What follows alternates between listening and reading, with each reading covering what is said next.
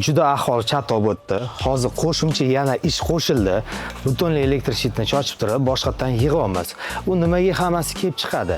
Bu yerda kerakli markirovka qilinmagan, kabellarni kerakli joyiga mo'ljal qilib taxlanmagan. Hozir mana klientga yana rasxod, yana ish bo'lyapti. Ustanovkamiz bitta. Mana ko'rsanglar bo'ladi, 216 напряжение o'ynab turib, bemalol ko'taryapti. Mana shu stabilizatorlar undan oldin muammo bo'lganda tok pastga tushib ketgani uchun taqillab tashlab yuborgan. Hozir ko'chani borib ko'ramiz. Ko'chada o'zi kirayotgan tok necha. Ko'rsangiz bo'ladi do'stlar, ko'chaga chiqdik, cho'ching yonida. Voltmetr joylashgan. O'sha voltmetr mana kirayotgan tok.